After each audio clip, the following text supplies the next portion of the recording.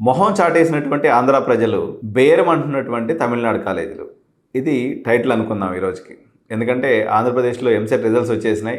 తమిళనాడుకి మేము పోము అని భీష్మించుకున్నటువంటి ఆంధ్ర ప్రజలు ఒకవైపు ఉన్నట్లయితే, కొన్ని పర్టికులర్ కాలేజెస్లో మన ఆంధ్ర పిల్లలతో సంబంధం లేకుండా అన్ని అన్నా యూనివర్సిటీ కాలేజెస్లో మొత్తం 0 వేకెన్సీ, మొత్తం సీట్లు ఫుల్.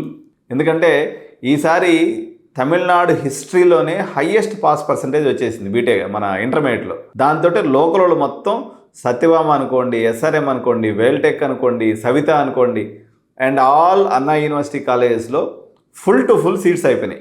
ఆర్థిక పరిస్థితులు బాగలేని కారణంగా, ఇబ్బందులు ఉన్నటువంటి కారణంగా ఆంధ్రాలోనే చదువుకుందాము అనేటువంటి ఉద్దేశంతో ఉన్నటువంటి పేరెంట్స్ ప్రతి సంవత్సరం 40,000 మంది దాకా మనకు పోయేవాళ్ళు. ఇప్పటి వరకు తమిళనాడు మార్కెట్లో 10,000 అడ్మిషన్స్ కూడా అవ్వలేదు మన తెలుగు వాళ్ళవి. కానీ అన్ని కాలేజెస్లో సీట్లు అయితే ఫుల్ అయిపోయినాయి. అతి కొద్ది కాలేజెస్లో సీట్స్ అవైలబిలిటీ ఉన్నాయి. ఇవి అందరికీ తెలిసినటువంటి కాలేజెసే. ఈ కాలేజీలు ఏవైతే ఉన్నాయో తక్షశిల యూనివర్సిటీ కానీ, లేకపోతే మనకి భారత్ యూనివర్సిటీ కానీ, ఎంజీఆర్ యూనివర్సిటీ కానీ, ఈవెన్ ధనలక్ష్మి శ్రీనివాసన్ కూడా మ్యాక్సిమం తమిళతో నిండిపోయింది. తర్వాత సెయింట్ జోసెఫ్ యూనివర్సిటీ కానీ, ఇటువంటి ఒక 4-5 కాలేజెస్లో అందుబాటులో ఉన్నాయి. తమిళనాడులో తక్షశిల నేను మోస్ట్ రికమెండెడ్ యూనివర్సిటీ. భారత్ కూడా బాగానే ఉంటుంది, సిటీలో ఉంటుంది. బట్ ఎంజీఆర్ యూనివర్సిటీ కూడా ఉంది. ఇవన్నీ అందరికీ తెలిసినవి. ఎందుకంటే దాదాపు ఒక 15 ఏళ్ళ నుంచి మీ ఊర్లో నుంచో, మీ మండలంలో నుంచో, లేకపోతే మీకు తెలిసిన వాళ్ళలోనూ ఈ యూనివర్సిటీలో ఎవరో ఒకరు చదువుతూనే ఉంటారు, ఆంధ్ర ప్రాంతానికి సంబంధించినటువంటి వాళ్ళు. సో నేనేమంటానంటే, ఇప్పుడు తమిళనాడుకి పోయేసి మాస్ రిక్రూటర్ లాంటి కాలేజెస్ ఇవన్నీ. ఇప్పుడు ఉదాహరణకి మా దగ్గర ఉన్నటువంటి మాజీ మంత్రి మైసమ్మ కూడా కాలేజెస్ లెక్క, మల్లారెడ్డి కాలేజెస్ లెక్క ఈ కాలేజెస్లో కూడా ఎక్కువ నెంబర్ ఆఫ్ స్టూడెంట్స్ ఇట్లా ఉంటూ ఉంటారు. అట్లా మాస్ దగ్గరికి పోవటం కన్నా హైదరాబాద్లో మీకు జమ్ముల్ లాంటి కాలేజీలు చాలా ఉన్నాయి. ఆంధ్రప్రదేశ్ విద్యార్థులకు నేను చెప్పేది ఒకటే. ఎందుకంటే నేను రీసెంట్గా ఒక సర్వే చేశాను. ఆంధ్రప్రదేశ్లో ఒక జిల్లాని నేను ప్రాతిపదికగా తీసుకొని ఒక 10 ఇంజనీరింగ్ కాలేజెస్ ఉన్న ఒక జిల్లా తీసుకున్నప్పుడైతే మొత్తం జిల్లా మొత్తం మీద కనీసం 2025లో 200-300 ప్లేస్మెంట్స్ కూడా కానీ జిల్లా మొత్తానికి, నేను చెప్పేది ఒక కాలేజీ గురించి మాట్లాడట్లేదు, అంత దారుణమైనటువంటి పరిస్థితిలో ఆంధ్ర ఇంజనీరింగ్ కాలేజెస్ ఉన్నాయి. దీనికి ప్రభుత్వ పాలసీస్ కూడా కారణం. ఎప్పుడో మేము చిన్నప్పుడు ఉన్నటువంటి 45,000 రూపాయల ఫీజుతో ఇప్పుడు కాలేజీని రన్ చేయమంటే ఫ్యాకల్టీకి శాలరీస్ ఏమి ఇవ్వాలి, కరెంట్ బిల్లు ఏం కట్టాలి, బిల్డింగ్ మెయింటెనెన్స్ ఏం చేయాలి, ప్లేస్మెంట్స్ ఎక్కడ చేయాలి? ఆంధ్రప్రదేశ్ పురోగతి సాధించాలనుకున్నప్పుడు పక్కన ఉన్నటువంటి తమిళనాడులో స్వేచ్ఛాయుతంగా వాళ్ళు ఫీజులు పెట్టుకుని నడిపిస్తున్నారు. పక్కన ఉన్నటువంటి బెంగళూరులో 2-3 లక్షల ఫీజులు పెట్టి నడిపిస్తున్నారు. ఆంధ్ర పిల్లలు బెంగళూరుకు పోకుండా ఆపదలుచుకున్నటువంటి ఆంధ్రప్రదేశ్ ప్రభుత్వం ఆంధ్రప్రదేశ్ కాలేజీ ఫీజులు పెంచకపోతే ఆ ఉన్నటువంటి 45,000తో చదువు చెప్పేటువంటి అవకాశం లేదు. అన్లెస్ అదర్వైజ్ ఇప్పుడు ఆంధ్ర యూనివర్సిటీనో, జేఎన్టీయూ కాకినాడ, జేఎన్టీయూ అనంతపురం లాంటి గవర్నమెంట్ కాలేజెస్లో వాళ్ళు గవర్నమెంట్ ఫండ్స్ ఉంటే నడుపుతారు తప్ప 45,000తో కాలేజీ నడపడం ఎట్లా సాధ్యం అండి? ఎప్పుడు జమానా ఫీజు ఏంది పరిస్థితి, ఇప్పుడు శాలరీస్ ఏంది, మనిషి లైఫ్ స్టైల్ ఏంది? It's not at all possible to run a college, engineering college with 45,000 fee స్ట్రక్చర్తో చెప్తే చాలామంది పేరెంట్స్ నేను ఒకటే చెప్తున్నా, మీరు 45,000 ఉంది, మాకు గవర్నమెంట్ ఫీజు రీయింబర్స్మెంట్ ఇస్తుంది, మేము ఏడే పడిపోతామంటే ఒక జిల్లా మొత్తానికి, మనకు మొత్తం పాత ఆంధ్రప్రదేశ్లో అంటే జిల్లాల విభజనకు ముందు ఆంధ్రప్రదేశ్లో 13 జిల్లాలు ఉన్నాయి.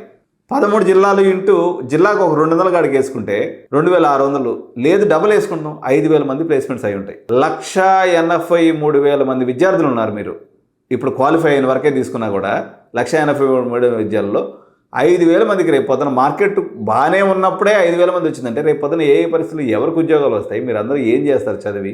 సార్ మరి మీ తెలంగాణ బాగుందా? మా తెలంగాణ కాదు, మాది ఆంధ్రానే, కానీ నేను ఉండేది తెలంగాణ బాగుందా అంటే అట్లీస్ట్ తెలంగాణలో ఒక టాప్ 20 కాలేజీలో వరస్ట్లో ఒక 50% ప్లేస్మెంట్స్ ఉన్నాయి, లేదా ఒక 40% ఉన్నాయి, 30% కూడా వేసుకోండి కింద కాలేజీలకు వెళ్తే. కానీ ఆంధ్రప్రదేశ్లో 2% కూడా లేదు. 2% వర్సెస్ 30% వేసుకున్న బొచ్చిబోల్డ్ వేరియేషన్ ఉంది. ఫీజు రీయింబర్స్మెంట్ లేనటువంటి విద్యార్థులు, ఆంధ్రప్రదేశ్ యొక్క ఫీజు రీయింబర్స్మెంట్ మాకు అవసరం లేదనుకునేటువంటి పేరెంట్స్ హైదరాబాద్లో మీరు మంచి కాలేజెస్కి రండి. ఇప్పుడు డీమ్డ్ యూనివర్సిటీస్ పూర్తయినేమో వాళ్ళది ఒక రకమైనటువంటి పంచాయతీ నడుస్తుంది, అక్కడ కూడా అదే పరిస్థితి. ఇప్పుడు భారత్ యూనివర్సిటీ, ఎంజీఆర్లో కూడా ఏం పెద్ద అద్భుతమైనటువంటి ప్లేస్మెంట్స్ ఉన్నది ఏం లేదు. కానీ JNTU Hyderabad colleges consistently better పర్ఫార్మెన్సే చేస్తున్నాయి. దేంతో పోల్చినప్పుడు తమిళనాడులో డీమ్డ్ యూనివర్సిటీస్తో పోల్చుకున్నా, ఆంధ్రప్రదేశ్లో ఉన్నటువంటి 45,000 రూపాయలు ఫీజు రీయింబర్స్మెంట్ వచ్చే కాలేజీలతో పోల్చుకున్నా తెలంగాణ కాలేజెస్ కొంత బెటర్గానే పెర్ఫామ్ చేస్తున్నాయి. ఇప్పుడు మనం అంతకుముందు కూడా మాట్లాడుకున్నాం, ఆంధ్రప్రదేశ్కి సంబంధించి బెస్ట్ ఇప్పుడు మీరు బయటికి వెళ్ళదలుచుకున్నట్లయితే మెట్రోపాలిటన్ సిటీస్కి వెళ్ళాలి కదా మనం. హైదరాబాదా, బెంగళూరా, లేకపోతే చెన్నైయా, లేకపోతే ఢిల్లీయా? ఇంకొంతమంది ఇప్పుడు ఎవరైనా విజయవాడలో ఉన్నటువంటి వాళ్ళు నెల్లూరుకి పోవటమో లేకపోతే అల్లూరుకి పోవటమో పోయి చదువుతారా? మెట్రోపాలిటన్ సిటీస్లో కంపెనీస్ ఉంటాయి. సిఎస్సి చేరాలనుకున్నటువంటి విద్యార్థులకి మెట్రోపాలిటన్ సిటీస్ బాగున్నాయి. ఇప్పుడు జీడీ గోయంకా కానీ, ఎస్ఆర్ఎం కానీ, గీతా యూనివర్సిటీ కానీ ఢిల్లీలో వాళ్ళు మంచి పెర్ఫార్మింగ్ యూనివర్సిటీస్. మీరు అట్లా ఆప్షన్ తీసుకోవచ్చు, ఎందుకంటే లాంగ్వేజ్ ఇంప్రూవ్ అవుతుంది. ఇప్పుడు తమిళనాడుకి పోతే తమిళ భాష నేర్చుకుని ఏం చేస్తారు? మనకు ఏదైనా ఇంటర్వ్యూలో ఉపయోగపడుతుందా?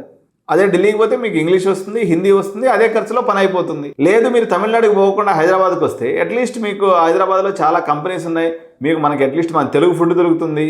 కంపారిటివ్లీ తమిళనాడులో ఉన్నటువంటి డీమ్డ్ యూనివర్సిటీస్ కన్నా తెలంగాణ యొక్క జేఎన్టీయూ అఫిలియేటెడ్ కాలేజెస్ చాలా బెటర్ పర్ఫార్మెన్స్ చేస్తున్నాయి. మా తెలంగాణలో ఉన్నటువంటి కాలేజెస్ కన్నా బెంగళూరు కాలేజెస్ బెటర్ పర్ఫార్మెన్స్ చేస్తున్నాయి. ఇదేంటంటే ఫైనాన్షియల్ ఫండ్ అవైలబిలిటీ ఉంటే మనకి ఎక్కువ కాలేజీలు ఖర్చు పెట్టడానికి అవుతుంది. తెలంగాణలో కూడా ఇబ్బందులు ఉన్నాయి. ఫీజు రీయింబర్స్మెంట్ 10,000 కోట్లు ఆగిపోయింది. తెలంగాణ కాలేజీలు ఇబ్బందులు ఉన్నాయి, కానీ ఆంధ్రప్రదేశ్ కన్నా బెటర్గా ఉన్నాయి. ఇది మీరు గుర్తించాలి. సో ఇది మీరు డెసిషన్ తీసుకునే టైం కాబట్టి ఆంధ్రప్రదేశ్ ప్రజలు ఈ యొక్క అడ్మిషన్ డెసిషన్ తీసుకునేటప్పుడు ఈ వీడియోని తప్పనిసరిగా చూడండి. ఇది మస్ట్ వాచ్ వీడియో, ఎందుకంటే నేను దీంట్లో క్లియర్ కట్ అనాలిసిస్ చెప్పిన ఇదన్నీ కూడా వాస్తవాలు. నెక్స్ట్ వీడియోలో మనము ఈ డీమ్డ్ యూనివర్సిటీస్ కూడా చాలా కొత్త యూనివర్సిటీలు వస్తున్నాయి కాబట్టి రేపటి వీడియోస్లో రిమైనింగ్ విషయాలు చూద్దాం. డెఫినెట్గా మీ కౌన్సిలింగ్ ప్రాసెస్ జరిగే కొంది ఆంధ్రాకి సంబంధించినటువంటి వీడియోస్ కూడా ఎడ్యునైన్ ఎప్పటికప్పుడు పోస్ట్ చేస్తూ ఉంటుంది కాబట్టి తప్పకుండా ఛానల్ లైక్ చేయండి, సబ్స్క్రైబ్ చేయండి. ఈ వీడియోని మీరు ఎవరైతే బయట రాష్ట్రాలకు వెళ్ళి చదువుకోవాలనుకుంటున్నారో వాళ్ళందరికీ కూడా ఈ వీడియోని షేర్ చేయండి. Thank you so much. జై హింద్, జై భారత్.